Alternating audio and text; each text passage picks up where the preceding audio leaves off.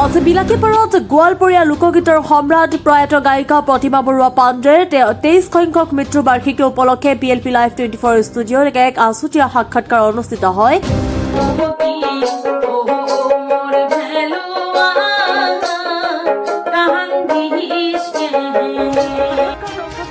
গোৱালপৰীয়া লোকগীতৰ অসম বেংগলৰ জনপ্ৰিয় কণ্ঠশিল্পী তথা অনাতাঁৰ শিল্পী কুকিলা চৰকাৰে BLP Live 24 স্বত্বাধিকাৰী ফৰিজুদ্দিন আহমেদে গ্ৰহণ কৰা এই সাক্ষাৎকাৰত কুকিলা চৰকাৰে কয় যে প্ৰয়াত প্ৰতিমা বৰুৱা পাণ্ডে আজিৰ দিনত আমাৰ মাজত নাই যদিও তেখেতৰ সুৰ আৰু গানসমূহ আজিও জীয়াই আছে। তেখেতৰ ঐতিহ্য সংৰক্ষণৰ বাবে নৱপ্ৰজন্মৰ লগতে BLP Live 24 দৰ্শকক আগবাঢ়ি আহিবলৈ আহ্বান জনায়।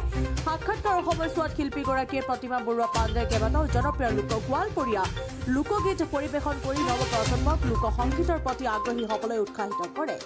News report BLP Live 24। আসসালামু আলাইকুম, নমস্কার। মোর নাম ফরিদুদ্দিন আহমেদ, BLP Live 24 স্বত্বাধিকারী।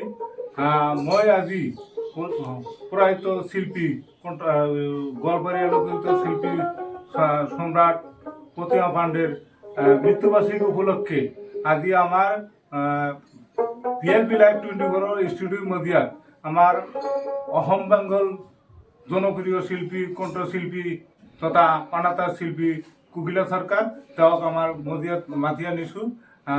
তাক আমি BLP Live 24 পৰা স্বাগতম জনাইছোঁ। হয়, আসসালামু আলাইকুম, নমস্কাৰ।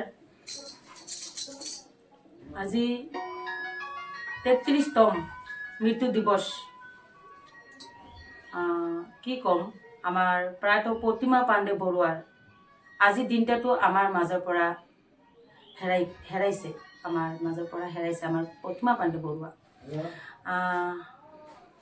মই কি ক'ম, মই সাধাৰণ এজন ক্ষুদ্ৰ শিল্পী হিচাপে মই এইখিনি ক'ম, BLP Live 24 বহুত ভাল এটি পদক্ষেপ লৈছে যে আজি আমাৰ প্ৰয়াত প্ৰতিমা পাণ্ডে বৰুৱাৰ মৃত্যু দিৱস উপলক্ষে ইমান এটি সুন্দৰ মঞ্চক মই মাতাৰ কাৰণে মই ধন্যবাদ জনাইছোঁ BLP Live 24 প্ৰত্যেকটো সন্মানীয় সদস্যবৃন্দক।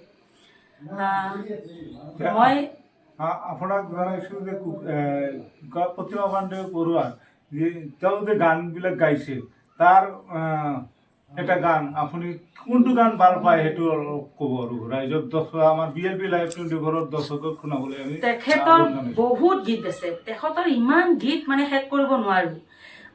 আজি তেখেতৰ গীতেৰে আজি মই অনাতাঁৰ হ'ব পাৰিছোঁ। আজি অসমবাসী ৰাইজৰ ওচৰত মই পৰিচয় হৈছোঁ।